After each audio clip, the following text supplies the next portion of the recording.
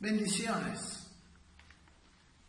Hay algunas personas en este tiempo que dicen que es mejor ver la televisión, algunos agarran el YouTube y en vez de ir a la iglesia el domingo se quedan en casa, están viendo desde su camita y tienen, según ellos, la palabra del Señor para ese día. Y hay una corriente que está dejando de ir a la iglesia, pero paralelamente se está notando una gran debilidad en su vida espiritual y muy rápidamente están saliendo del camino del Señor. ¿Qué es lo que está sucediendo? ¿Qué es lo que pasa? ¿Será que por el avance de la ciencia y la cibernética en este tiempo la iglesia se va a recluir a la casa y va a ser una cuestión individual? Escuchando la palabra, la pregunta de algún pastor amigo, me vino a mi corazón orar al Señor y pedirle algunas razones. Yo sé que hay varias razones por las cuales creo yo que debemos congregarnos. La principal es que la palabra de Dios nos dice en Hebreos capítulo 12 que no debemos dejar de congregarnos. Y algunas razones que podemos ver para esta palabra yo creo que son variadas. Una de ellas que le di al pastor amigo es que, por ejemplo, un pastor cuando va a predicar el domingo busca una palabra de Dios para la congregación, para los hermanos que van a venir. Así Dios conoce quiénes van a venir y Dios tiene una palabra para ellos, ¿no? Cosa que no ocurre cuando un evangelista, un pastor que probablemente predica muchísimo mejor que nosotros, que su pastor, tiene, ¿no? Él está enfocado en un cierto ambiente. Pero yo encontré una otra razón, al parecer me parece sumamente importante, y quiero compartir con ustedes. Y tomo como ejemplo la iglesia de Corinto. Nosotros conocemos en el capítulo 11 de la iglesia de Corinto cuando el apóstol Pablo habla de la Santa Cena. Entonces vamos a tratar de enfocar en este problema y ver uno de los grandes valores y una de las grandes pérdidas en el caso de que yo no me congregue.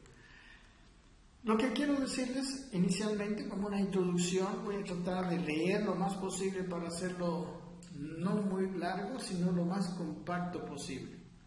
De todo lo que hacemos para Dios, ¿no? Solo cuenta lo que hacemos según sus planes prediseñados por Él desde la eternidad. Dios tiene todas las cosas previstas.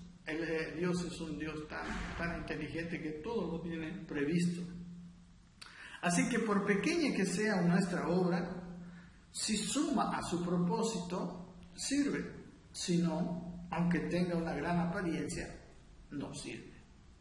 Todo lo que hacemos fuera de la voluntad del Señor, entonces, no tiene valor para Dios y tampoco tiene verdaderos resultados permanentes, eternos, trascendentes.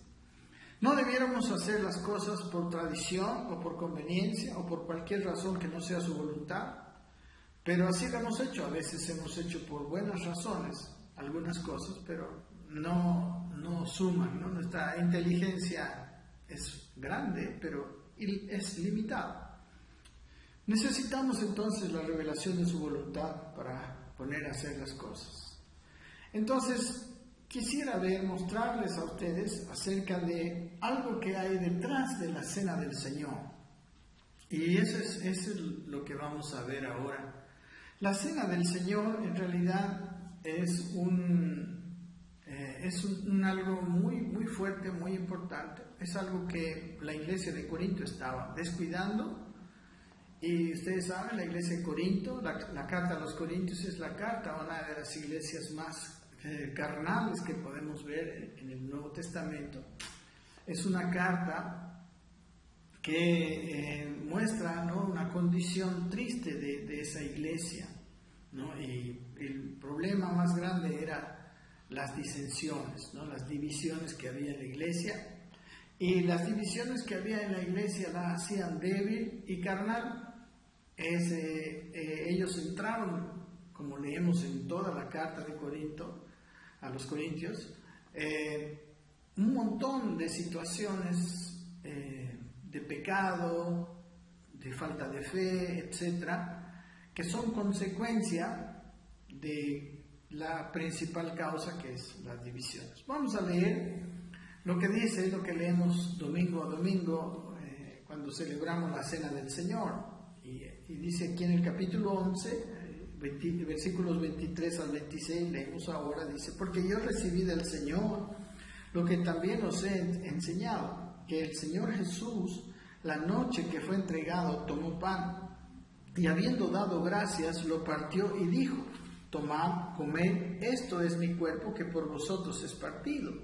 Haced esto en memoria de mí. Asimismo tomó también la copa después de haber cenado, diciendo: esta copa es el nuevo pacto en mi sangre. Haced esto todas las veces que la bebiereis en memoria de mí. Así pues, todas las veces que comiereis este pan y bebiereis esta copa, la muerte del Señor anunciáis hasta que Él venga. Cuando Jesús partió el pan, Él dijo estas palabras: tomad, comed, esto es mi cuerpo. ¿Para qué uno come? Para alimentarse. La comida física como un alimento físico. La comida espiritual como un alimento espiritual. Nuestro espíritu, nuestro ser espiritual, nuestro corazón, nuestro ser interior necesita también una alimentación. Lo que sucede en la Santa Cena es que nosotros comemos un pan físico, una galleta, en algunos lugares algo sin levadura, en otros lugares un pan verdadero, etcétera, etcétera. Hay un montón de variantes en este aspecto, pero esta cosa física que comemos en la reunión, en comunión con los otros hermanos, debe llegar a ser un alimento espiritual. Por eso Jesús dijo: tomad, comed, esto es mi cuerpo. Las reuniones entonces de Santa Cena que había en Corinto, Pablo les dice, si vamos a ver los versículos previos, que lo que estaban haciendo no era comer la cena del Señor, aunque comían la cena del Señor, partían el pan, etcétera, como lo hacemos en las congregaciones. En el versículo 17 de este mismo capítulo 11 de Primera de Corintios dice lo siguiente, Pablo: pero al anunciarnos esto que sigue, no os alabo, porque no os congregáis para lo mejor, sino para lo peor. Pues en primer lugar, dice, cuando os reunís como iglesia, oigo que hay entre vosotros divisiones, y en parte lo creo, porque es preciso que entre vosotros haya disensiones para que sean manifiestos entre vosotros los que son aprobados. Cuando pues os reunís vosotros, esto no es comer la cena del Señor. El versículo 20 les está diciendo que lo que estaban haciendo, aunque ellos lo llamaban la cena del Señor, no era la verdadera cena del Señor. Cuando la iglesia se reúne, hermanos, hay un alimento, un gran alimento espiritual. La palabra que decía antes, tomad, comed, esto es mi cuerpo, ¿no? El participar dice que nosotros comamos, participemos del cuerpo de Cristo. ¿Qué es el cuerpo de Cristo? Él dijo: tomad, comed, esto es mi cuerpo. Nosotros leemos en Efesios, en el capítulo 1, que su cuerpo es la iglesia. Entonces se está diciendo: tomad, coman de la iglesia. Coman la iglesia, coman de la iglesia. Y las reuniones de comunión se llaman las reuniones de coinonía. Las reuniones de coinonía se efectúan cuando hay comunión, ¿verdad? La palabra coinonía es comunión, y eso es totalmente lo contrario de división, ¿no? Porque la palabra coinonía, que es la palabra en griego que se traduce comunión, tiene el significado, ¿no? Según nuestra concordancia Strong, que quiere decir tener en común, ¿no? Nosotros tenemos compañerismo, comunión, porque tenemos en común. Y sabemos que la iglesia tiene en común que es el cuerpo de Cristo. Entonces el cuerpo es un solo cuerpo, no hay diferentes, como vamos a ver lo que les dice Pablo posteriormente, y tiene una sola cabeza, ¿no? Nuestra cabeza es Cristo. En el capítulo 2 de Corintios, el apóstol Pablo dice que nosotros tenemos la mente de Cristo. Amén. Entonces, las reuniones de comunión, donde no hay comunión sino divisiones, no están teniendo la cena del Señor, ¿no? En el versículo 17, el apóstol Pablo está diciendo que no les alababa, en esto no les apruebo, no les alabo, porque se congregan no se congregan para lo mejor, sino para lo peor, ¿no? Es la comunión, la coinonía del que hablábamos anteriormente, tiene un valor muy grande. Y vemos que, quiero leer con ustedes el primer capítulo, donde Pablo habla y habla, al escribir, les muestra el gran propósito de la carta. Y el propósito de la carta era solucionar el problema de las divisiones. Dice en el versículo 1:10: os ruego pues, hermanos, por el nombre de nuestro Señor Jesucristo, que habléis todos una misma cosa, y que no haya entre vosotros divisiones, sino que estéis perfectamente unidos en una misma mente y un mismo parecer. Porque he sido informado acerca de vosotros, hermanos míos, por los de Cloé, que hay entre vosotros contiendas. Quiero decir que cada uno de vosotros dice: yo soy de Pablo, y yo de Apolos, y yo de Cefas, y yo de Cristo. ¿Acaso está dividido Cristo? ¿Fue crucificado Pablo por vosotros? ¿O fuisteis bautizados en el nombre de Pablo? El apóstol Pablo estaba mostrando que él había sido informado por los de Cloé, entonces eso fue lo que motivó su carta, ¿no? Había sido informado que había entre ellos divisiones, ¿no? Y lo que dice en el versículo 10 dice que él quería que no haya entre ellos divisiones, sino que estén perfectamente unidos en una misma mente y un mismo parecer. Dese cuenta del nivel de unidad, ¿no? Perfectamente unidos, una misma mente, un mismo parecer. ¿Cómo puede realizarse esto dentro de una congregación de personas tan diferentes? Simplemente puede realizarse cuando espiritualmente todos estamos bien conectados a la cabeza y todos tenemos los pensamientos de la cabeza, entonces no necesitaremos, entonces tendremos algo en común. No es lo mismo reunir un grupo que estar unidos. Una familia puede estar reunida, pero si están peleados entre ellos, la reunión, como decía en el capítulo 11:17, no es para lo mejor, sino para lo peor. Una reunión así, de una reunión familiar donde hay contiendas, disensiones, uno no sale edificado, bendecido, sino al contrario, la reunión viene a ser para lo peor. Eso era lo que sucedía en la cena del Señor en la iglesia de Corinto. Y entonces Pablo dice que no los alababa por eso. En el capítulo 11, versículo 21, dice cómo se manifestaba, era una de las maneras en cómo se manifestaba esta división y esta debilidad espiritual de la iglesia. Capítulo 11, 21 dice: porque al comer cada uno se adelanta a tomar su propia cena, y uno tiene hambre y otro se embriaga. Pues ¿qué? Dice: ¿no tenéis casas en que comáis o bebáis? ¿O menospreciáis la iglesia de Dios y avergonzáis a los que no tienen nada? ¿Qué os diré? Dice: os alabaré. En esto no os alabo, dice el apóstol Pablo. Entonces, la cena del Señor en la iglesia de Corinto en realidad era una verdadera cena donde cada uno traía algo de comer, y ese algo de comer se dejaba en un lugar y todos participaban, ¿no? Los que tenían más dinero, los que tenían más posibilidades traían una comida más excelente, los que eran más pobres traían una comida menos sabrosa probablemente, más poca.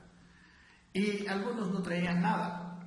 Entonces, algunos que habían traído una suculenta cena, ellos se adelantaban, dice aquí, a comer su propia cena y dejaban a otros con hambre, ¿no? Y aún llegaba al extremo de que alguno tomaba tanto vino que se embriagaba. Y el Señor dice, la cena del Señor no es una cena para alimentar el cuerpo. Ustedes están viniendo aquí a comer, están viniendo a participar de esta cena, de esta santa cena, como si vinieran a comer con un grupo de amigos. No, la Santa Cena es algo espiritual y es algo mayor. El alimento real no es el alimento de las cosas físicas, de la comida física. El alimento en realidad que se come es un alimento, producto de comer el cuerpo de Cristo, el producto de la comunión. Por eso el apóstol Pablo les dice, pues ¿qué? Les dice, ¿no tienen ustedes casas en que comáis, en que coman y beban? El versículo 34 de este mismo capítulo les dice esto, dice, si alguno tuviere hambre, coma en su casa, para que no os reunáis para juicio. No, o sea, nosotros necesitamos discernir que cuando estamos en la iglesia, ahí tenemos, y nosotros tenemos comunión con los hermanos, participamos de un alimento espiritual que nos fortalece y nos hace personas fuertes espiritualmente, saludables espiritualmente. Ese es un comer que no se puede tener mirando al evangelista del internet, al mejor predicador que mi pastor, o afuera de la comunión del cuerpo de Cristo.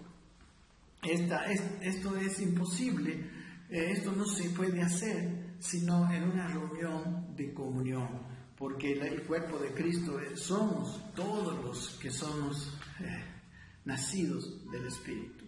En aquel lugar, en Corinto, no había respeto, no había consideración, amor y misericordia estaban ausentes, había egoísmo, ¿no? La persona iba a comer, no tenía conciencia de lo espiritual que es una cena del Señor, ¿no?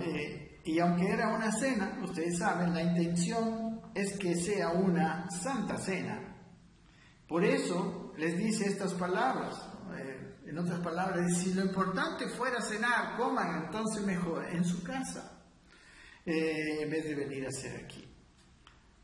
La pregunta sería, ¿no? En nuestras congregaciones, ¿participamos de algo común? O sea, nuestra cabeza como cuerpo es verdaderamente Cristo, nuestro parecer y nuestro entendimiento está alineado a Cristo o prevalece en nuestra mente, nuestros propios planes, nuestros propios conceptos particulares alejados de los de la cabeza. Cuando estamos reunidos recibimos la comida espiritual que resulta de comer de la iglesia, que resulta de comer, esto es mi cuerpo, del cuerpo de Cristo, que es la iglesia. Nuestro espíritu disfruta, se alegra, come y se fortalece en los momentos en que la iglesia estamos reunidos. Cada vez que hay verdadera comunión, una verdadera koinonía, en nuestras reuniones hay un fortalecimiento espiritual poderoso. Hay un fortalecimiento que a veces no percibimos, pero porque es espiritual, es poderosísimo. Por eso dice en el versículo 26 que todas las veces que comamos este pan y bebamos esta copa, la muerte del Señor anunciamos hasta que Él venga. Y yo nunca he visto en una santa cena que mientras se toma la santa cena empezamos a gritar al público, ¡ah, el Señor ha venido! ¿No? Él ha muerto por todos ustedes. No hay un grito físico. ¿Cómo es ese anuncio? ¿Cómo es que cada vez que participamos de la cena, del pan y de la copa, la muerte del Señor anunciamos? Esto sucede en el mundo espiritual. cuando comemos, cuando participamos del cuerpo de Cristo, tenemos una alimentación espiritual, un crecimiento, especialmente, no, o sea, solamente diría yo, cuando estamos en comunión, de tal manera es nuestra fortaleza espiritual, que el mundo espiritual empieza a ver, la luz empieza a brillar con mayor intensidad. Y hay un anuncio de la muerte del Señor en el mundo espiritual, y los hombres empiezan a ver. Más adelante vamos a ver cómo es esto. Cuando Jesús estaba orando, miren, Jesucristo en su última oración, antes de padecer, en el capítulo 17 del Evangelio de Juan, quiero ir con ustedes a Juan 17, estos fragmentos de su oración, quiero que los entendamos bien. Dice 17:9, dice: yo ruego por ellos, dice Jesús, estaba orando, no ruego por el mundo, sino por los que me diste, porque tuyos son. Y todo lo mío es tuyo, y lo tuyo mío, y he sido glorificado en ellos. Y ya no estoy en el mundo, mas estos están en el mundo, dice, y yo voy a ti, Padre Santo. A los que me has dado, guárdalos en tu nombre, para que sean uno, así como nosotros. Estos versículos 9 al 10 de Juan, aquí está diciendo, miren, algo interesante. Jesús dice, yo ruego por ellos, está hablando de sus discípulos, pero no, dice, no ruego por el mundo. Miren, a Jesús ahí no estaba orando por el mundo. Es muy interesante. ¿Será que Él no ora por el mundo o no le importa el mundo? No. Él no estaba orando por el mundo en este momento, porque estaba orando por la unidad entre ellos. Y sabemos que el mundo y la iglesia no pueden estar unidos. Que la luz y las tinieblas no tienen nada en común, no tienen comunión, la luz con las tinieblas. Entonces, lo que él estaba diciendo aquí, que él estaba orando no por la gente de afuera, sino solamente por sus discípulos, para que entre ellos sean uno. Y miren, y le dice al Padre que todo lo suyo era de él, y de él el Padre. Y en el versículo 11 dice que él ya no está en el mundo, ¿no? Él ya iba a partir. Mas estos están en el mundo, y voy a ti, dice. Para Padre Santo, a los que me has dado, por los cuales está orando, guárdalos en tu nombre para que sean uno, así como nosotros. De la misma manera que Jesús y el Padre eran uno, así dice, estaba orando para que los apóstoles en ese momento, los discípulos quizás que estaban ahí participando, sean igualmente uno. En el versículo 20 de este mismo capítulo, más adelante en la oración de Jesús, dice: mas no ruego solamente por estos, sino también por los que han de creer en mí por la palabra de ellos, para que todos sean uno, como tú, oh Padre, en mí y yo en ti, que también ellos sean uno en nosotros, para que el mundo crea que tú me enviaste. La gloria que me diste, dice, yo les he dado para que sean uno, así como nosotros somos uno. Yo en ellos y tú en mí, para que sean perfectos en unidad, para que el mundo conozca que tú me enviaste y que los has amado a ellos como también a mí me has amado. Miren, dice que el Señor Jesús en el versículo 9 decía que no rogaba por ellos, sino que por el mundo, sino por ellos. En el versículo 20 que estamos viendo aquí, la palabra del Señor nos dice, ¿no?, que por los que habían de creer por la palabra de ellos, o sea, por los que iban a seguir, iban a ir aglutinando lo que sigue siendo la iglesia hasta nuestros días. Pero la oración era para que todos sean uno, versículo 21, como tú, oh Padre, ¿no? Dice, como tú, oh Padre, en mí y yo en ti. Imaginen la unidad, la profundidad de la unidad que Jesucristo estaba diciendo. Así como tú y yo somos uno, le decía al Padre, ustedes saben que son uno verdaderamente. Y dice, así sean ellos, dice que todos ellos también, dice, sean uno en nosotros, para que el mundo crea que tú me enviaste. Nuestra unidad entre nosotros y con el Padre, obviamente, son mutuamente dependientes. Y también dice aquí que cuando nosotros seamos uno, el mundo creerá. Que sean uno para que el mundo crea. Y en el versículo 22 dice el Señor cómo nos revistió de tanto poder para ser uno. Si en algo Él quería que se invierta el poder es en esta unidad. Dice, la gloria que me diste, el versículo 22, yo les he dado para que sean uno, así como nosotros somos uno.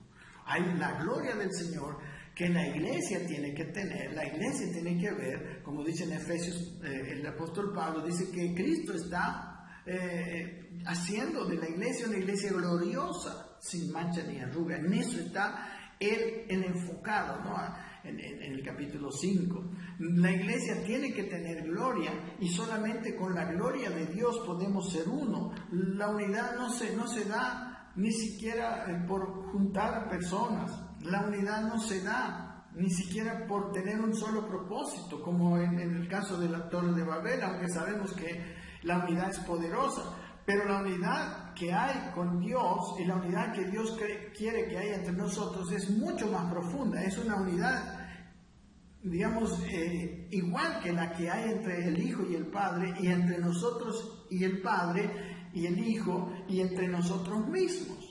Solamente se puede hacer de una manera espiritual. Es imposible que una persona sea uno con otra si no está unido a Dios, si no está totalmente entregado en su corazón y en su mente al Señor. El versículo 23 dice, yo en ellos y tú en mí, para que sean perfectos en unidad, para que el mundo conozca que tú me enviaste y que los has amado a ellos, dice, como también a mí me has amado. Amén, mis hermanos. El Señor, aquí como dice la Santa Cena, cuando tenemos una Santa Cena en verdadera comunión, hay un anuncio para que el mundo crea. Amén, hay un aumento poderoso porque hay un alimento espiritual, hay un fortalecimiento. Es como cuando una persona ha estado muchos días en ayuno y empieza a comer y empieza a recibir las fuerzas. Entonces, el alimento espiritual, fruto de la comunión dentro de la congregación local, es sumamente importante. Pero cuando no hay esa unidad, no hay esa coinonía, esa participación común del cuerpo de Cristo, entonces estamos celebrando, en el caso de la Santa Cena, ¿no? Lo pone como un ejemplo, indignamente. Miren lo que dice en el versículo 27. De manera que cualquiera que comiera este pan o bebiera esta copa del Señor indignamente, dice, será culpado del cuerpo y de la sangre del Señor. Por tanto, pruébese cada uno a sí mismo y coma así del pan y beba de la copa, porque el que come y bebe indignamente sin discernir el cuerpo del Señor, juicio come y bebe para sí. Por lo cual hay muchos enfermos y debilitados entre vosotros y muchos duermen. Comer del pan y de la copa indignamente significa estar comiendo el pan y el vino, o sea, estar participando de la iglesia local también, pero no tener comunión con todo el cuerpo o tener impedimentos para estar unido al cuerpo de Cristo. Cuando uno participa del cuerpo de Cristo y está entrando en divisiones, es culpado del cuerpo, porque es culpado de la unidad del cuerpo de Cristo. Y aquí dice que es culpable del cuerpo y de la sangre del Señor, porque está haciendo tropiezo a la unidad del cuerpo. Nada debiera llevarnos a tropezar o a hacer tropezar la unidad del cuerpo.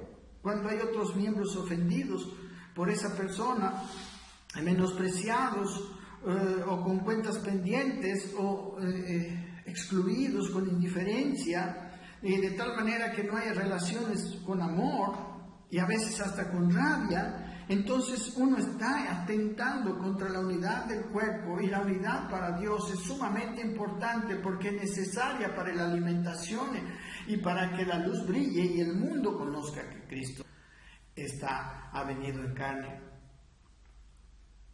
Amén. Entonces, cada persona dentro de una iglesia local es importante.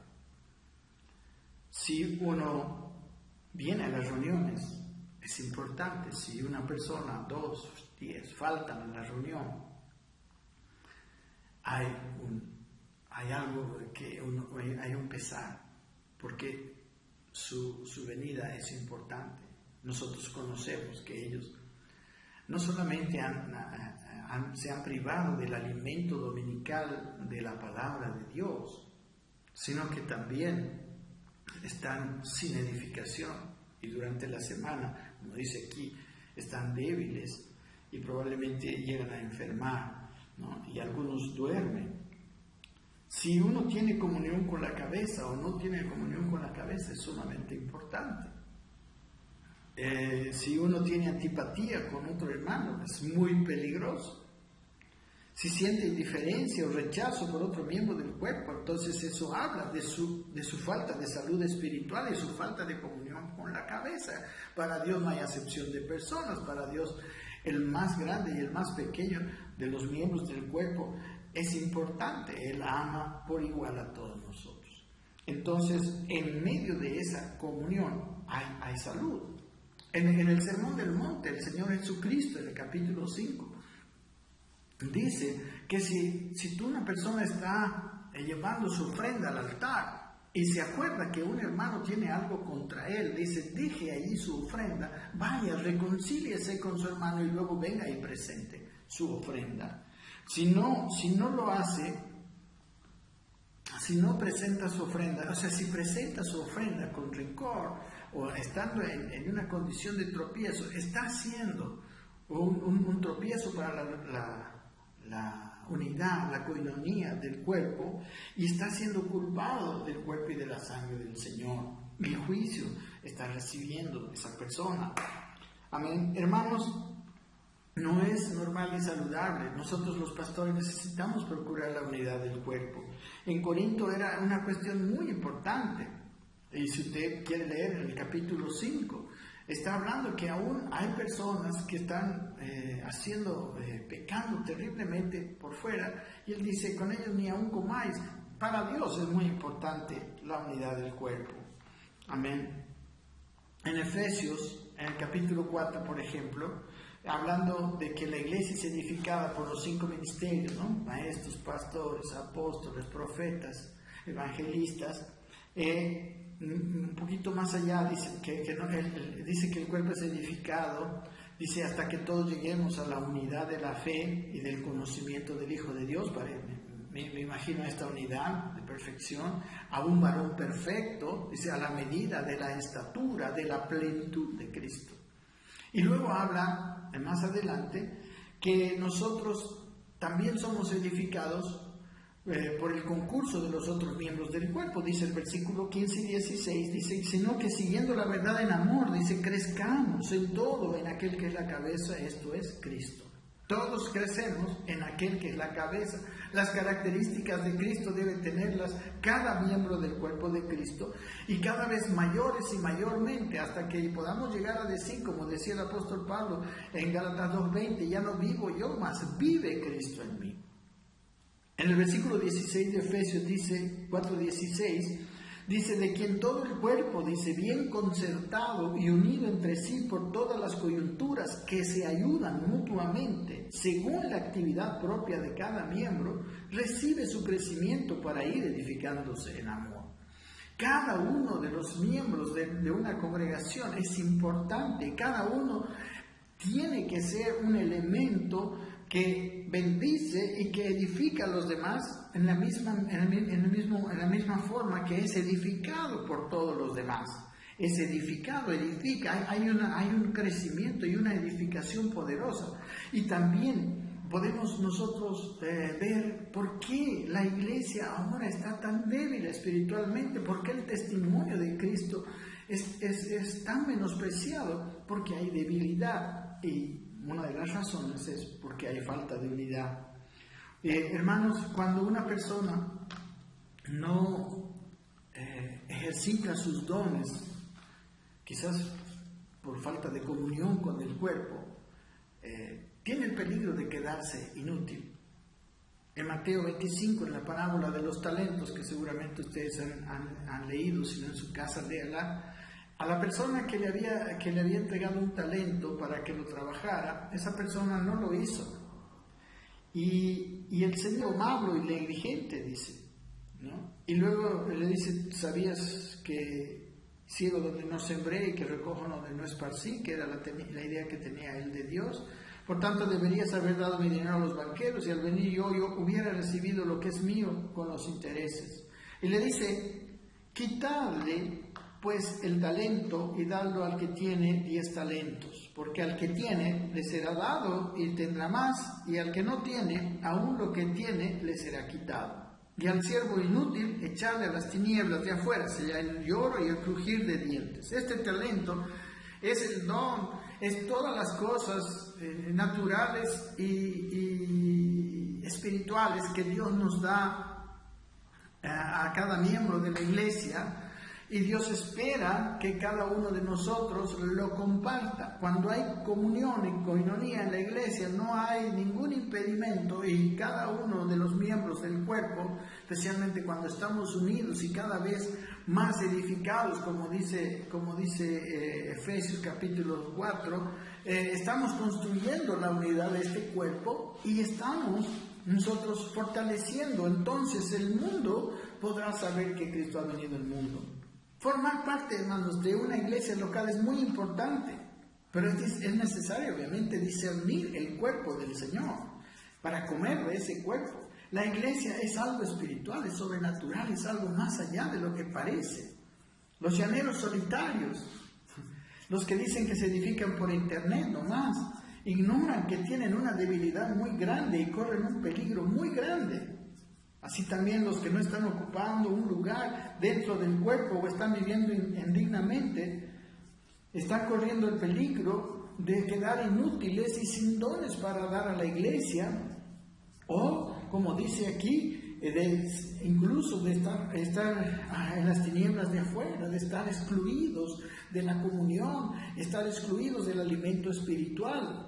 Y ahí van a sufrir, hay lloro fuera de Cristo, hay lloro y crujir de dientes cuando uno no está participando del cuerpo de Cristo. La iglesia es algo espiritual, es algo poderosísimo. Es serio participar de la iglesia y estar fuera de la comunión, tanto con los hermanos como con Dios. Vemos, hermanos, que esto no es una cosa para tomarse livianamente. Veamos como por ejemplo, el caso de Ananías y Zafira. La obra de Ananías y Zafira, si no hubiera sido hecho dentro de la iglesia, Ananías y Zafira, por más que hayan mentido en su corazón, hayan tenido mala motivación y hayan querido engañar al Espíritu Santo, su obra hubiera sido aclamada, ellos hubieran sido famosos en cualquier lugar donde ellos hubieran dado esa generosidad, pero no en la iglesia. En la iglesia, ellos no consideraron que la iglesia era algo espiritual, no entendieron que en la iglesia el Espíritu Santo gobernaba y estaba ahí. Y salieron, ustedes saben cómo salieron físicamente, ¿no? Muertos. Ellos fueron juzgados por el Señor. Muy bien, volviendo aquí, en el versículo 28 de 1 de Corintios 11, dice que debemos probarnos a nosotros mismos, ¿no? Y después comer del pan.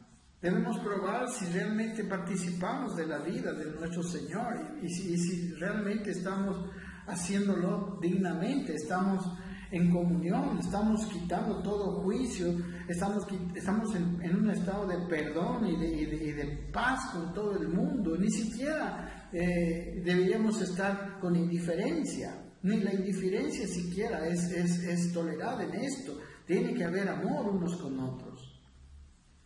Hermanos, dice en el versículo 29 que el que come y bebe indignamente, juicio, come y bebe para sí. ¿Para qué buscamos juicios? Tenemos que arreglar nuestra situación con la gente, con el cuerpo. Tenemos que recomprometernos con la iglesia local en donde el Señor nos ha puesto. y participar y ser miembros activos, dar y recibir. La Biblia dice, dad y se os dará. Es necesario participar con los dones que Dios nos ha dado. Porque dice el versículo 30 que la manera indigna de participar en la congregación, en la iglesia del Señor, dice, nos hace enfermos, debilitados y algunos durmiendo. ¿Sabe? Cuando una persona no se alimenta, empieza a estar débil. Y si está mucho tiempo débil, empieza a enfermar. Y si enferma, puede llegar a morir, a dormir, o puede estar tan débil que no puede hacer nada. Hay gente que tiene mucha fuerza física, pero no tiene nada de fuerza espiritual. No hace nada que pueda llevar a otros a conocer al Señor Jesucristo. Y no da testimonio de Dios, porque la iglesia es el cuerpo de Cristo. La gente hoy puede ver solamente a través de la iglesia a Dios, porque la gente no puede ver en el Espíritu, la gente solo ve lo que ven a sus ojos, y los que están a la vista de ellos y que según el Señor son su cuerpo, la parte visible de Él, es la iglesia, y somos nosotros. Ahora quiero terminar leyendo las palabras que profirió Jesucristo en Juan, el capítulo 6, que me encantaría que cada uno de nosotros pudiera estudiar. Miren lo que dice, Juan 6:53, solamente voy a tomar este pequeño pasaje. Dice, Jesús le dijo, de cierto os digo, si no coméis la carne del Hijo del Hombre y bebéis su sangre, no tenéis vida en vosotros. La carne, el cuerpo de Cristo. La sangre, el nuevo pacto en su sangre. Él dijo, el nuevo pacto en mi sangre. La sangre de Cristo es el nuevo pacto en el que hemos entrado, en ese pacto de gracia, donde hemos sido salvos por fe, donde hemos recibido el perdón de nuestros pecados. Hay que beber de eso y hay que comer del cuerpo de Cristo. Dijo en el versículo 54, el que come mi carne y bebe mi sangre tiene vida eterna, y yo le resucitaré en el día postrero, porque mi carne es verdadera comida y mi sangre es verdadera bebida. Esto es verdadera comida, la comunión del cuerpo de Cristo y su sangre, la fe en que fuimos perdonados, salvados, adoptados, etc. Todas esas bendiciones que nos da el nuevo pacto. Dice, versículo 56, el que come mi carne y bebe mi sangre, en mí permanece y yo en él. Versículo 57, como me envió el Padre viviente y yo vivo por el Padre, asimismo el que me come, él también vivirá por mí. Amén. Este es el pan, dice versículo 58, que descendió del cielo, no como vuestros padres comieron el maná y murieron, la comida física. El que come de este pan, la comida espiritual, vivirá eternamente. Amén. Y quiero terminar con el versículo 27 de este mismo capítulo 6. Dijo el Señor Jesucristo, trabajad, no por la comida que perece, sino por la comida que a vida eterna permanece, la cual el Hijo del Hombre os dará, porque a éste señaló Dios el Padre.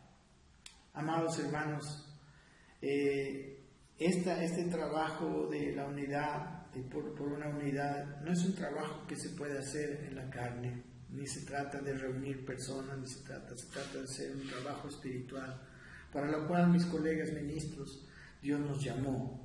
El apóstol Pablo en Colosenses 1 dice que él conocía su llamado. Él dijo, es para presentar perfecto en Cristo Jesús a todo hombre. Amén. Entonces, yo creo que les puede servir tanto a mis amigos pastores para entender la verdadera naturaleza de la unidad, para explicar a los hermanos por qué tienen que congregarse, y a los hermanos, a cualquier hermano al que llegue este estudio, para saber el valor y el alimento, el fortalecimiento que resulta cuando usted viene a la iglesia y está en paz y en comunión con el cuerpo de Cristo. Dios me los bendiga. Amén.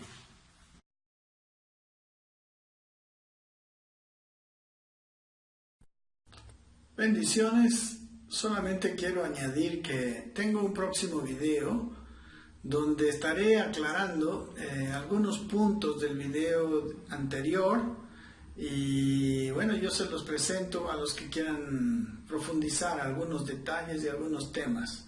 El siguiente video será de eso. Gracias, Dios le bendiga.